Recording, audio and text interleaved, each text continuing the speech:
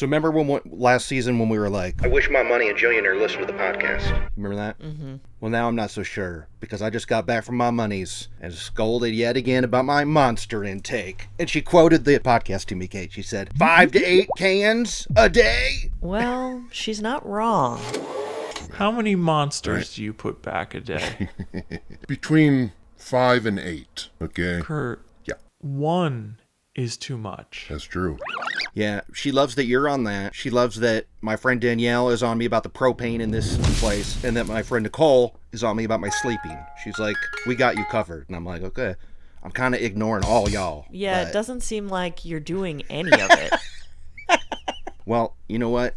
That's just the way it is, okay? This podcast has to come out, and it's fueled by Monster. This week's episode brought to you by Monster. Monster! I'm Lester Holt.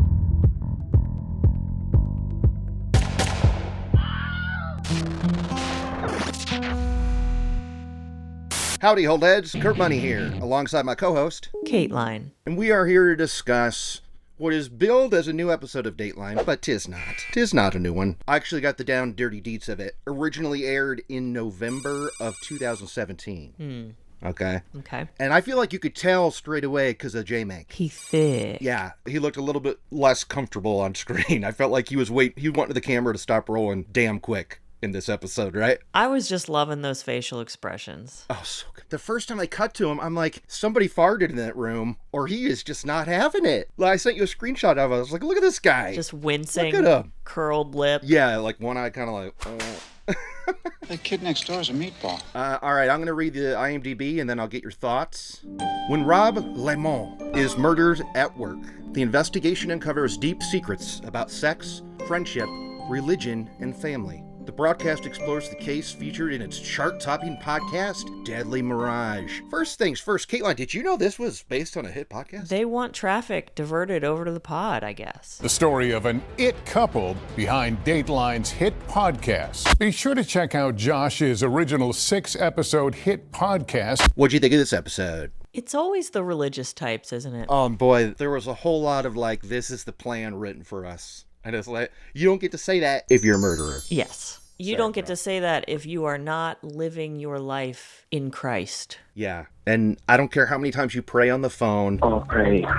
Okay. Or with the friends of the people you murder. I am begging you on my knees right now that I could perhaps meet with you and your wife and say sorry. You're not absolved, No. my guy. Not absolved. It was tough watching this one because everyone's dumb. Yeah. Trying to definitely avoid law enforcement detection.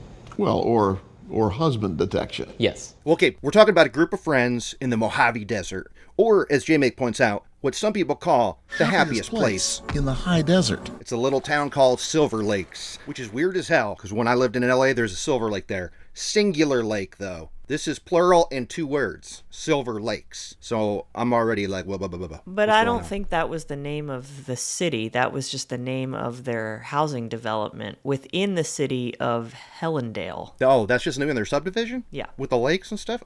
Silver Lakes, a community of 6,000, improbably built in the desert, on the water. So our story begins in 2014. We've got this great group of friends. What do they refer themselves to as, Kate? What do they call themselves? It's cute as hell, ain't it? Okay. Wolfpack, bro. How could you forget the Wolfpack? Because it's dumb. It's right up there with Three Musketeers. I mean, and this one is clearly a reference to The Hangover. I mean, that's where they got it. When Doug introduced me to you guys, I thought, wait a second, could it be? And now I know for sure. I just added 2 more guys to my wolf pack. And you know who else I think thought it was funny was old J-Make. You think he thought that was funny? Like we do, like, Oh. haha, it's dumb. Yeah. Because there's one time he goes like, what do the other wolves think? Stuff like that where I was like, J-Make. What was the effect on the wolf pack? What did the other wolves think? I don't care if this is you 7 years ago or today. You got it, my man. Nevertheless, the wolf pack partied on. You know, there was one part of his opinion that I felt made it stick out a little bit that it was 7 years ago. I mean, we'll wait till we get there. But I feel like now a 2025 J-Mink would not be as shook by some of the events. You mean like swinging? Yeah. He was real thrown by that. I think he was thrown by the specifics of the swinging. of who was paired off with who. But you never had sex with Sabrina, and you were never with Rob. Okay, wait, let's save it. So this is the story of Rob Limon and his wife, Sabrina. They have 2 kids together. What's up, Kate? Why do they pronounce it Limon? And they really put some juice on it, too, sometimes. Sometimes it'd be Rob Limon. It's Limon. Come on. You think so? Because they're not saying the Spanish pronunciation fully, like limon. They're saying limon. Okay. Limon. Limon. That's not, it's Limon. They're trying to say it like it's French, but limon is Spanish. Okay, I can't. And they're not saying the li, they're saying the la, like it's French. They're dumb. It's limon. Okay, I'm going to present to you the Kateline of a few weeks ago that wanted to hear debate Their name is not debate. It is debate. instead of debate. How is this not the same thing, Kate? Because these people were white. They're not Hispanic. Okay. So it should be Lyman, like Doug Lyman. Yes. Fair. But they've been married since 2000. 2014, Sabrina's texting up a storm saying, Rob, honey, come home. Your daughter wants to say goodnight to you. I miss you, baby. 8 exclamation points. Ba, ba, ba, ba, ba, ba. And then we find out why Rob isn't answering, and we hear a 911 call at his work. He's like a guy who works on railroad tracks and stuff. And somebody... This man opened up the garage door of the warehouse and saw him lying there. He's got a gunshot wound and he's been dead. Yeah. And that is, unfortunately, Rob Limon. So what, do you want me to call him Lyman? I'll call him Rob so we avoid it altogether. What do you think? Call him Rob. Okay. We hear all this through 2 other members of the wolf pack, Kelly and Jason. Now, they're pretty much the talking head throughout this episode. For a little bit, they have their, local correspondent, which I'm always like, snooze fest, keep walking. Mm-hmm. That was the bombshell of all bombshells. What did you think of Kelly and Jason? I liked them. I liked them even more when I heard that they were divorced. You really? You did? Yeah, because I was like, they're cool. They're just friends. They're kicking it, having a drink with J-Mank, recounting what happened, which I noticed That's true. They did it twice. They sat down with J-Mank on 2 separate occasions. Yep. And Kelly's hair changed, and I liked it. Yeah. Yeah, it was like, it went from blonde to silvery or something. Like a silvery purple. It was cool. Yeah. They sat on that divorce info, though, until the very end of the episode. They did. Kelly and Jason are now divorced. Okay, so they are friends with Rob and Sabrina. And Kelly hears about this right away and rushes over to Rob and Sabrina's house and is met there by a weeping Sabrina and one of their kids, and they both have on railroad jackets. They both have, they're wearing some of Rob's clothing and crying, Rob is dead. Come in here, Kelly, my BFF. Give me a hug. Mm-hmm. She also noted that everyone called her Brina. Yeah, true. Just about everyone called her Brina. What do you think about that? You like that, Kate? I don't know. I don't know how I feel. Okay. I mean, I think the name Sabrina is cool. I do too. I say roll with it. Yeah. So they're sad and... what if I started calling you Ert? Ertz. Ooh. Nope. Actually, you know what? I hate that, Kate, because you're losing the best letter in my name. If you're not going to say the K, don't be calling me Ert. All right, 8. Fine. Me here with letter of day. Yeah, letter of day look like, that look like letter K. Yeah. So Kelly is in supportive friend mode, and she helps them put together a wake and stuff. And we see footage of Rob's wake where all these people are together. Because one thing's for sure, everybody loved Rob. He was a great dude. Apparently, what'd you think? Men and women loved Rob. The women all wanted him to be their husband, and the men all wanted to be him. Yeah, I think they did, minus having your last name tattooed on the back of your head. I don't know if they were into that. That was a questionable move. He's got his last name tattooed on the back of his head. It only took a minute to realize he was the nicest guy in the world. And he did seem like a good dude. I mean, usually we'd turn our eye up at this of the perfect husband or whatever. But, I mean, there's a few moments where he's got some tough stuff to deal with. And other than breaking a phone, he seems pretty chill about everything. So angry, he broke Sabrina's phone. He does. And when you find out that they were swingers, it kind of makes it... He agreed to open the marriage to some stuff. So when Brina went a-wandering, you kind of can't fault her for it because you'd already set that precedent. Okay, I disagree, but let's wait until the trial to discuss the details of that. Okay. Is that cool? Yeah. They show us footage of the wake where they're reading stuff about him. And Kelly, you're watching this, and first things first is like, okay, I wonder which one of these people in the thumbnail is going to die. We find out it's Rob. And then with no Sabrina in sight, it's like, well, something tells me we know who done did it too. Right. Were you ever wondering if it was not Sabrina? This wasn't like a mystery episode, I don't think. I guess I was just wondering whether or not she was involved, like if she was the one who pulled the trigger or not. Right. But I definitely knew that she was behind it. Yeah. I knew that she did it because they plant this thing where they show footage of Kelly reading something that she had found in a scrapbook. I figured if she didn't have the strength to talk, I would try to speak for her in some way, so I read that. You have worked so very hard, above and beyond what most men do. And it's always moments like that where it's like, oh, the irony of this is she's the one who killed the guy. Mm-hmm. Yeah. About how much she loves him, how he's the perfect husband, how she loves her life with him. Everything's great.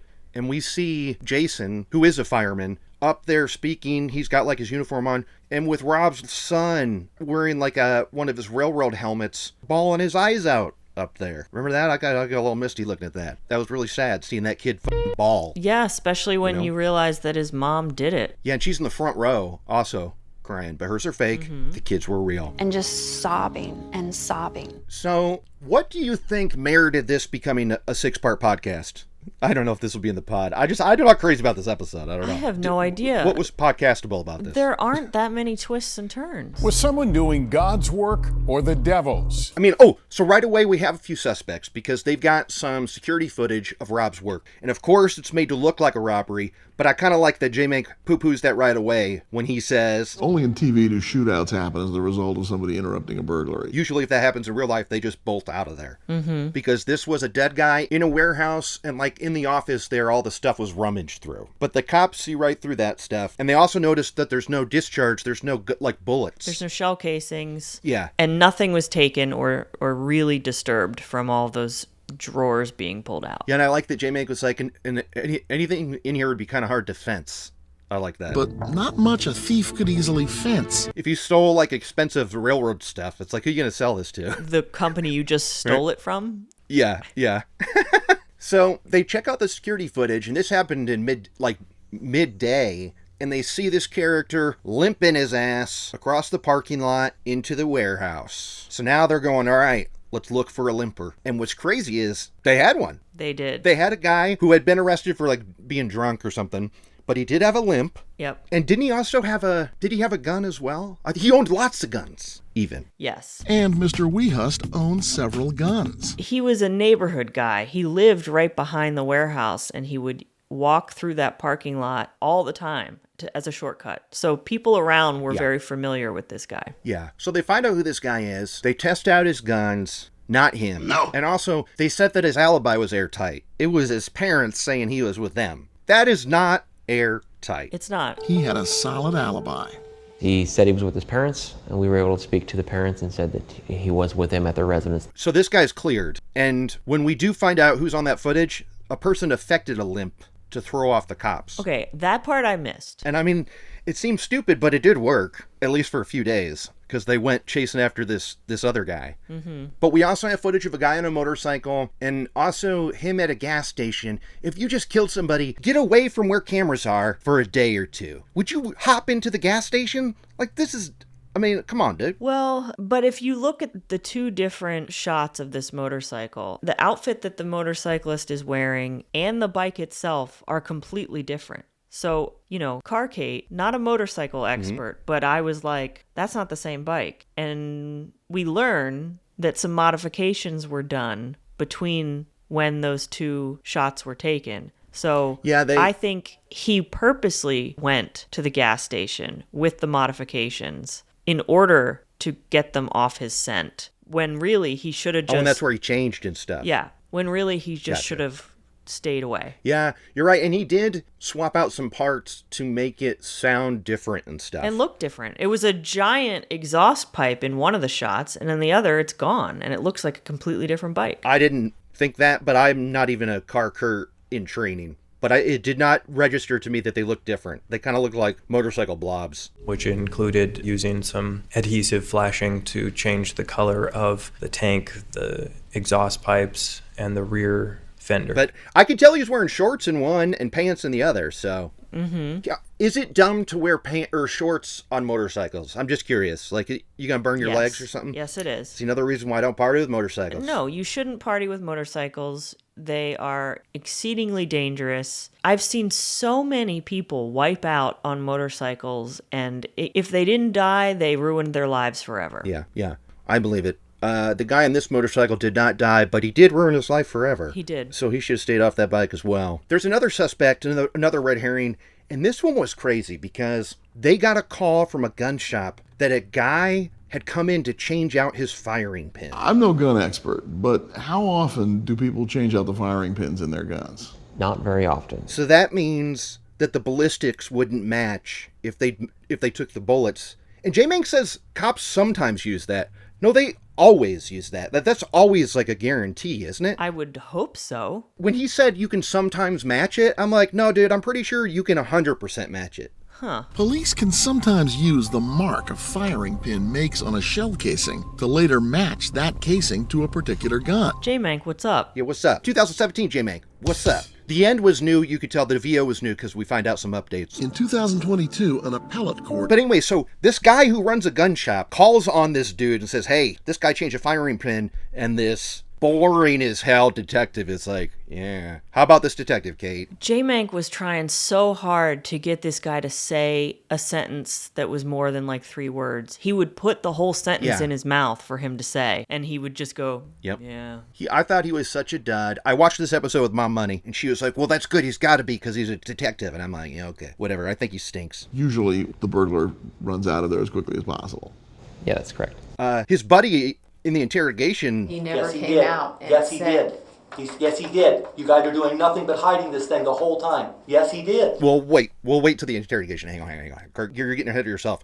Okay, so this firing pin guy, the other crazy thing about him, he worked for a company that rented space in the same business park as the railroad place. So the same place at the murder scene, this gun pin guy worked there. It is crazy. So he looks pretty good. However, it looks pretty good for it. When you look at the area that this whole story took place in, there's hardly any people living and working out there in the desert towns. So right. They're not dealing with a big suspect pool to begin with. The subject also owned a business within that same complex. I still think it's pretty wild he worked there, though, because it's not him. True. Like, that was just a guy changing his gun out. You know? This reminded me of that episode where the Dum Dum and Beauty and the Beast mystery, like, called the security place. Was like, hey, how do you delete footage forever and always? And then the guy who owned the shop called the police and was like, yo, check this guy out. No DVD, no pictures, right? Well, Detective Davis almost fell out of his chair when he heard what the burglar alarm man said next. The same kind of thing happens here. You think that this guy was kind of pissed at his gun guy. Oh, yeah. Was he like, you're not my gun guy anymore, dude? I'm going to go to the one other gun guy. Yeah. I'd be pretty pissed. Yeah. Okay, so it's not him. Who is it? So now, let's rewind it a little bit. Talk about the relationship between Sabrina and Rob. Because as we heard from the Wolfpack, it was great. Everybody loved them. They were the friends to be with. They spent holidays together. We used to joke that sunshine was coming out of their butts. They were such happy people. And then,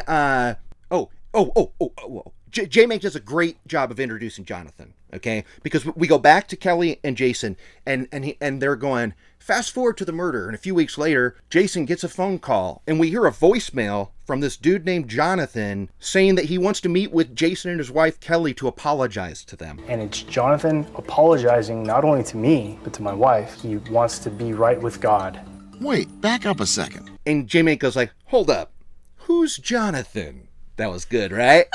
That was a great J-Mank transition. Tell us about Jonathan, this 24-year-old, gorgeous, really smart person, Kay. I can't wait to hear your thoughts on this because I got a few of my own. Once again, we are told that someone is really, really smart, a genius, the smartest person that many of these people had ever met. And I'm like, oh, that's got to be Jonathan Hearn, smartest guy. I mean, one of the smartest guys I've ever met. And I'm thinking, y'all just haven't met very many people because this guy's an idiot.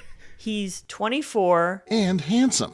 And young. And he is trying so hard to get into the Wolfpack for months and months. Yeah. Before Rob dies even. He's trying to be a part of their friend group in the cringiest way. And Jason tells us about how this guy is like texting him nonstop, trying to hang out, and it's so pathetic. You know, you guys are so cool. I would love to come hang out with you guys. And I was like, oh, okay, yeah, sure. Someday we could do that, Jonathan. Cool. Yeah, like they all meet him at a Wolfpack get-together, and Kelly, like, and we know Jonathan because Sabrina's job was as like a Costco taste tester, like handing out samples and stuff. And that's how Sabrina and Jonathan met. And it was weird. It was a weird vibe at this get-together already because of the way that Sabrina reacted to Jonathan being there. But it is so sad and pathetic that the weeks after, and it became a text every day, but he would be texting Jason being like, when can we hang out again? I love your friends. You guys are so cool. I also love The Hangover.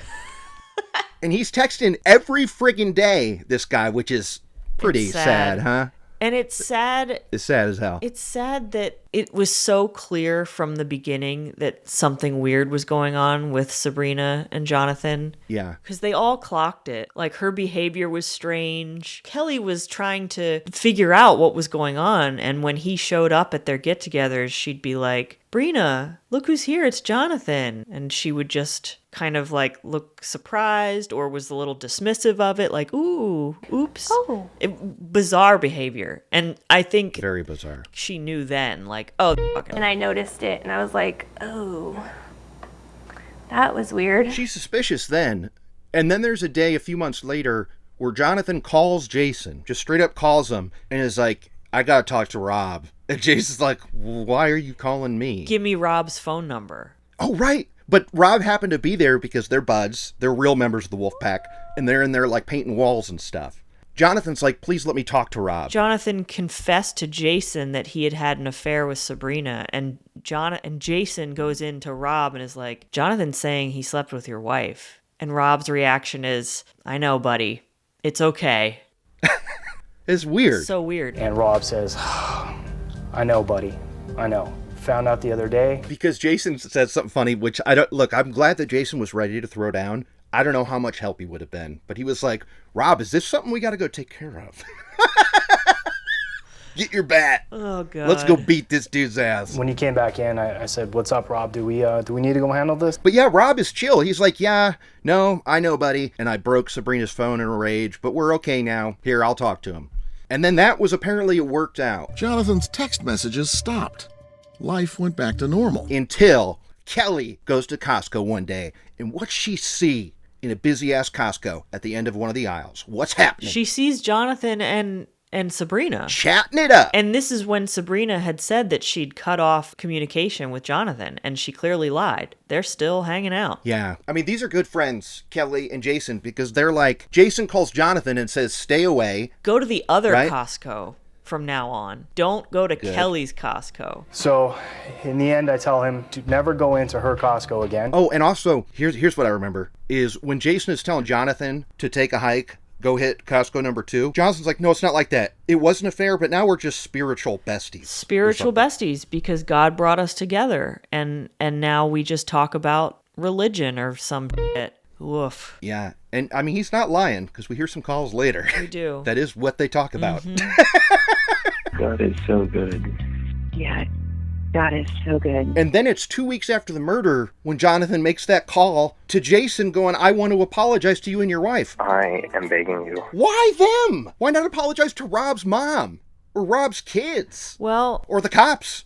He may have already apologized to Rob's kids because he's moving in with Sabrina already. Yeah. And her mom is not feeling this. Yeah. Julie, unaware of the affair, would see him at Sabrina's house, praying constantly. But he's there cooking them food and just ingratiating himself just right into the hole that Rob left. Yeah. I think that was an aunt, but you knew 1,000% that she was blood related to Sabrina. Because they both had some long, skinny-ass faces. They did. Didn't the Sabrina clan have a real face to them? They did. Like, you could pick them out of a lineup. Sure.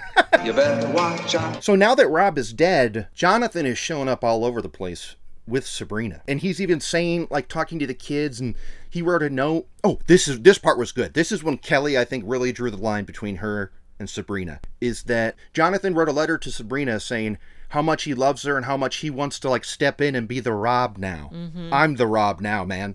it was, and Kelly is like straight up disgusted. Yeah. But Sabrina's reading this like, isn't this the cutest thing you've ever heard? This is so romantic. Isn't he incredible? And Kelly's like, nah, dude, he's a psycho. This is gross. Yeah. So I'm trying not to throw up. I'm trying not to scream. I'm just like freaking out. So now suspicions are getting pretty tight on Jonathan. So much so that the cops are allowed to get his phone tapped. And boy, was this a gold mine when they got that phone tapped, Kate. Tell us who he's talking to, what they're talking about. Huh? He's talking to Sabrina all the time. They are talking about the Lord and their prayers. Good morning, my lover.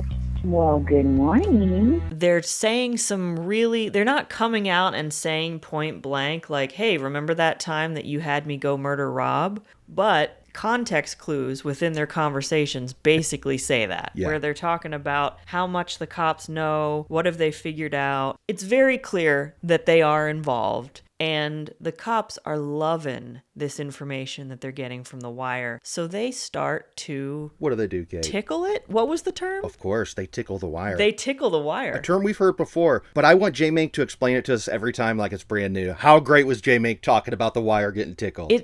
I love it. You were playing Sabrina and Jonathan like a couple of violins. Yes, that's what we were doing. I'm surprised you didn't have sheet music. The detective calls Sabrina and gives her fake updates on the case just to kind of rattle them.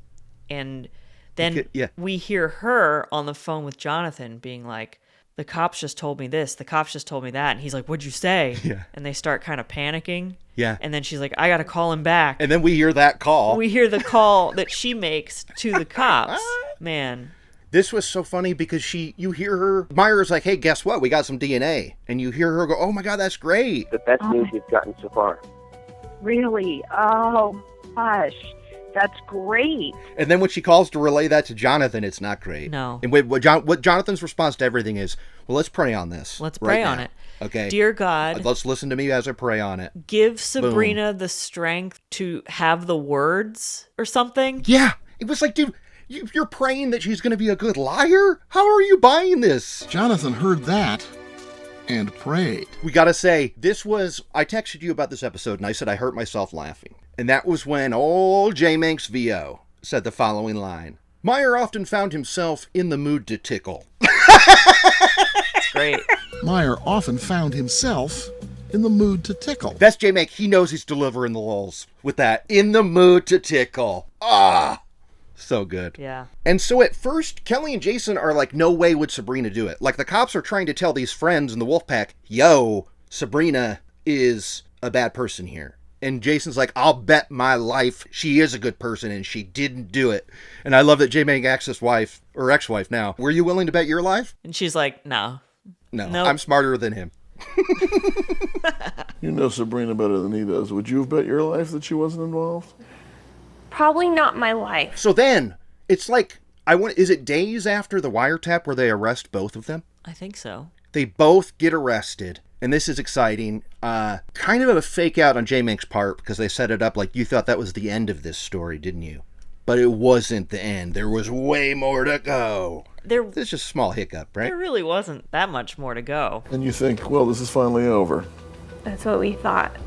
Well, you couldn't have been more wrong. Because they come back from commercial, and so we've got him arrested. But on the day of the arraignment, Jonathan pleads not guilty, but the DA straight up lets Sabrina walk, right? Because he's like, there's not enough charges, we can't do it. So this is what's pissing off Kelly and Jason. And we hear from Sabrina's aunt that like how miserable it was, and the whole town would point fingers at her and they had to move. The people out in Silver Lakes were so cruel, and Sabrina and the kids couldn't go anywhere. But at this point, months, I think, is it a few years? Yeah, because, murder happens in 2014.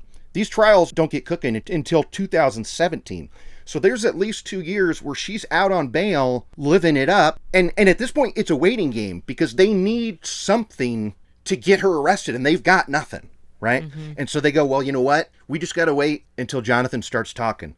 And now you would think that these two lovebirds would never, ever, ever squeal on the other. He flips on her so fast. He takes that plea. He flips. No praying needed. Jonathan took the deal. The trial that we go to is Sabrina's. He said not guilty, but then he changed it to guilty, I think. He plead out, so he didn't even go to trial. There was no trial for him. He just got 25 years to life. And that's if he spills the beans on his ex-love, Sabrina. And that's the trial that we get. And this was there was a lot of trial in this Dateline, which you do not like. How'd you feel about it, Kate? I don't typically like trials, no. There was some good stuff here, though, right? I thought there were some fun things. Like, we had a lot of stuff of people on the stand. Yeah. My favorite part of this trial was when we learned that Sabrina actually wasn't that special to him. She was just one girl in a long line of like older women that Jonathan was trying to f with. Yeah. And we see one of them on the stand and they're like, so is it safe to say that it made you feel good to have nice things said about you? And she's like, well, yeah. These poor ladies, huh? Yeah. It was kind of flattering to have someone who was focusing so much attention on you. Would that be right? Of course. Did you think, okay, he's not a murderer. He's not even like a guy who carries a Bible around all the time. Do you think Jonathan Hearn was attractive? I thought he was difficult to look at. I did not find him attractive, no. I bring that up because between that and how smart he is, every time someone talks about this dude in this episode, they talk about how smart he is and how good looking he is. He's neither. I mean, even when Sabrina's on the stand, she's like, yeah, I thought he was like a human dictionary. Oh my God. That sounds annoying as hell. He was very intelligent. I felt like I was with the human dictionary. Mom Money did point out to me that I guess he is a little smart because, okay, Sabrina's attorney, you'd think I'd hate him. I thought he was such a doof and sank himself so quickly. I didn't hate him. He was doing his just fine on his own. Jonathan kind of made him look bad on the stand. Do you remember the part I'm talking about? No. He goes, the defense attorney keeps going, and according to you, when you cold-bloodedly killed this guy and now you blame it on the wife, is that true? Means you'd probably be out before you were even 50 years old then, after having murdered a man in cold blood. Is that right? That was definitely cold-blooded, sir. Or like he does like some sort of meandering thing where he's leading him. He did answer his question, but just not the part he was waiting for. My question is you would be out before you were 50 years old. Is that right? That was part of your question, yes, sir. I got to give Jonathan a few points for that, I suppose. Right? Because the lawyer's sentence structure was incorrect. Yeah, and he thought he had so much heat by pointing out that, because one thing we found out is there was a test run where there was some arsenic-laced banana pudding that Jonathan made for Sabrina to give to Rob. The proof, Jonathan told the jury, was in the pudding. Banana pudding, to be precise, laced with arsenic he'd purchased. And the defense attorney is like, so you gave this to her and she just put it in the fridge for her kids to eat? Potentially putting her children in danger of eating that pudding, right? If you actually delivered it to her and she knew about it, right? And I was like, yeah, she also had her kid's husband murdered. Like, this she is doesn't not care. Outside. She doesn't give a Like, who are you convincing here, dude? He talked to J-Mank and all he kept saying was no. And he had so much energy, like he was so good. But I feel like he barely got a word in otherwise. I think it's because he's a dum-dum. Yeah, I think so. You weren't claiming that Sabrina had been the perfect wife to Rob. Nope. You weren't claiming that she had never cheated. Nope. You weren't claiming that there had never been an affair with Jonathan Hearn. Nope. He got his law degree at Costco. Sure you know where you're going? Yeah, I know this place is pretty good. I went to law school here. In Costco? Yeah, I couldn't believe it myself. So this is when the swinging comes out. They bring up Kelly. They call her to the stand, and they straight up start grilling her like she was in love with Rob. Like, were they calling her a murderer, or what was their motive here? They really played this up that she loved Rob and that they all slept together or something, right? I think it was trying to show Sabrina's character, that swingers are bad people. Did you and Ms. Limon and her husband and your husband engage in sexual activity together? Yes, we did. And this was another point where I think Kelly got a win because she told the defense attorney, I think I cared about Rob more than she did. She murdered him. Yeah. I say, bravo, well done, Kelly. Bravo. Why aren't we calling you smart and just this dum-dum over here? Kelly was the smartest one in the episode. That's because you cared about her husband so deeply, right? I believe I cared about him more than she did. That's very true. And I thought she had some good points up there. And it's not even so much swinging. It's discovered that a few years ago, the two couples would get together at least once, right? It's not like it was a regular thing, but in the past, they had gotten together and the two wives would mess around and then they go their separate ways and have sex with their husbands. It was usually Sabrina and I, and then we would go have sex with our husbands. Did they do it in the same room and stuff, or do you think they went home and partied? What do you think? Probably in the same room. Although Jason didn't divulge all the details. He wouldn't. J-Mank was asking him, does that mean that you and Rob would fool around too? And he would not answer, which means they did. It kind of sounds like everybody's messing with everybody, It which does. is totally fine, of course. Which is absolutely totally cool. And none of our business. What am I missing here? Without going into any more detail, that's about as much as we'll tell you. This is when I thought a 2025 J-Mank would not say things like, I'll admit, when I approached this issue with the Bernatines, I was in uncharted territory. so wait, you were with them, but you didn't do this? That's not a today's J-Mank. I feel like think. today's J-Mank is like down to party just like that. Yeah, absolutely. And he'd say, stay in the same room so you can high five while you're doing it. I got another shout out for J-Mank and what sets this apart. Like, this episode was okay, ho-hum, but what makes it a little better than most are these hilarious J-Mank bits where in his VO, you get the sense that he is rolling his eyes just as hard as we are. And that's because on the wiretap, we hear that Jonathan is comparing their love to that between David and Bathsheba in the Bible, and how David had Bathsheba's husband killed and all this. And there's this great part where J-Mank goes, in the Bible, David does not roll on Bathsheba for a reduced sentence. Crushing it. And in the Bible, David does not roll on Bathsheba in return for a reduced sentence. Crushing it! Oh, it felt good to have him. Well, we haven't seen him in a long time. He's had an episode this year, unlike our boy Murph Dog. But it was months ago. Alcoholic Ricky worked at a hookah lounge. Oh my God. Do you remember when Jonathan is on the stand and he goes, tell me who this reminds you of? Because this is what he says, right?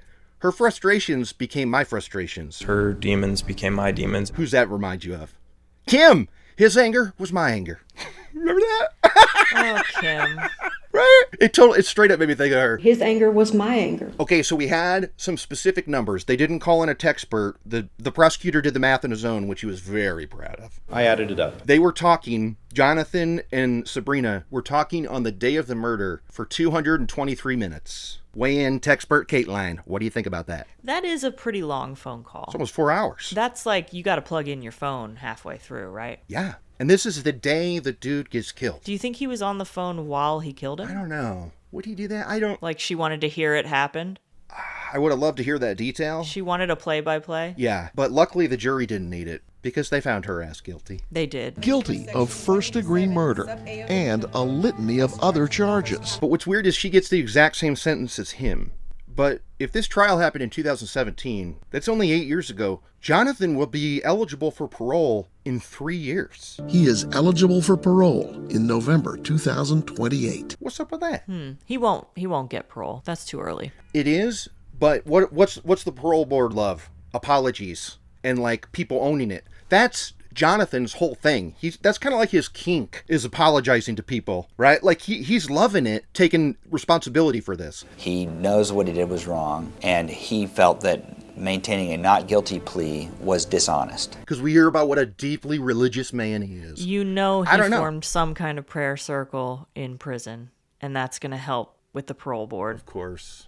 This guy bugged me, not just for being a murdering cheater. I was annoyed they called him handsome a bunch because I wasn't seeing it, and I didn't think he was very smart. He was not smart. How do you think Sabrina did on the stand? I mean, she did do worse than Jonathan. I guess we got to give Jonathan credit there. I think she knew she was screwed either way. It's kind of like, there's no answer she could say here is going to make it okay. No, so she might as well just, sass them a little bit. Yeah. Well, they weren't in the bedroom with us. Okay. We didn't invite all of Silver Lakes over. I got to go ahead and give the all-star award to that friend Kelly, because she points out the best part of the trial was knowing how important Sabrina's appearance was to her. She was always very into like her hair and makeup and her clothes and superficial things like that. And that she had to be on camera looking like this. So funny and petty. So knowing that it was probably killing her to be in that state in front of people and cameras was very satisfying also. Very satisfying. I was like, Kelly. Yeah, that was awesome. And that's when we find out that the wolf pack still gathers. They honor their friend Rob, but those two are divorced. The wolf pack still exists, still hangs out. One of them was wearing a shirt that said wolf pack, so they went hard on this nickname. They had t-shirts made like it's a family reunion. Okay. There's not a lot to do out there in the desert, Kurt. No. That's true. And what else are you going to do in the desert? You see, you got fishing. That's about it. Also, that lake was man-made, and those fish were put there. So that's like the lamest way to fish. Yeah, although fish will show up anyway. We had a small pond in our backyard growing up, and it was a man-made ponds and fish just appeared. How'd they get in there? We didn't put them there. That makes no sense, Kurt. There had to have been a fish in order to make other fishes. You know, you say that, and you say it with this tone of like, Kurt, you dum-dum. But I'm telling you, we didn't put fish in there, and fish got in there. That's a fact. That's like Myers' lore, okay? I'll give you Dad Money's contact info to confirm. Were there some fish eggs, like, on the back of a frog, and the frog went in there? Look, maybe. But my only point is, they find a way, these fishes. I'm simply saying that life finds a way. However, this was the desert. Yeah, you got me there. And I think that's a good enough point as any to go to those lists. What do you got? Kate's unnamed list. This was a very small town. Yep. I guess I'll count it. This is like a small town by choice because it was built. It's a newly built development in the middle of the desert. Yeah. It's not like this is an old country town in the South that's been there for generations. This is like a 15-year-old town. Yeah, and how efficient is it? They had to bring that water there. And as we know, California is struggling with some water issues. Like, was that, like, smart? No. It's a lot of water. Like, they had to bring that water there, right? It's not like they had, like, a spring to tap into. It's also very far from anything else. I Googled it, and... Oh, you did? Sabrina's Costco is like 30 minutes away. From where they live? Uh-huh. Which means that's where the schools for the kids are, too. Mm-hmm. Like, living out there in isolation by choice like that, there's just something so obnoxious about it. So obnoxious that you, like the kind of people that give their group of friends a nickname and stuff. Yeah. Like, it kind of feels right in line. Yes. What the other wolves think? And then I guess I'm going to go with the motorcycle. We'll count that as a car, a vehicle, because it did have something to do with the case. They found those extra motorcycle parts that Jonathan had discarded, and they matched it to a bike that he owned, etc., etc. Okay. Is that it? That's it. On to Kurt's Kick-Ass List. Kick-Ass List. We got one when J Mink was saying only in TV do burglaries end in shootouts. Only in TV do shootouts happen as the result of somebody interrupting a burglary. I said, J Mink, right on. You made the list, boy. Welcome. I'm going to give a slight shout out. This is an honorable mention because J Mink points out that the street they live on is called Strawberry Lane, which is a reference to a song, of course. Now, is that movies or TV? No, but it's entertainment, so that's why it's honorable mention. Are you okay with that, Kate? What song? What? Oh, wait, yeah, that's Strawberry Fields. Yeah. And Penny Lane. Uh-huh. Why did he point it out then? He did point it out, though. He said Strawberry Lane, and we saw a shot of the sign and everything. Well, just that it was wholesome, maybe? I don't know. Oh, okay. Well, then guess what? Not even honorable mention. Rescinded! Get out of here! So I just had that one little thing. When they said that Rob wanted to be a fireman before I knew who was going to die, I thought, uh-oh, they were planting the seeds of like sour grapes or something. Rob thought about becoming a firefighter. Because he couldn't make it. He couldn't cut it. And that would be like Mustang America. In that it's about firemen. It was he tried to join the fire department and... He was their chief. Yeah, but then the guy who killed him, wasn't he tried to join and he didn't make the cut? You're buying Mustang Sally's... Yeah. Alibi. That's right. What she said happened. And I'm referencing that, yeah. Okay. My apologies. Whatever. My apologies. Sorry, Kate. Sure was damp today. And on that note, I'm Kurt Money. I'm Kateline. I'm Lester Holt. For all of us, I'm Lester Holt. Good night. Monster!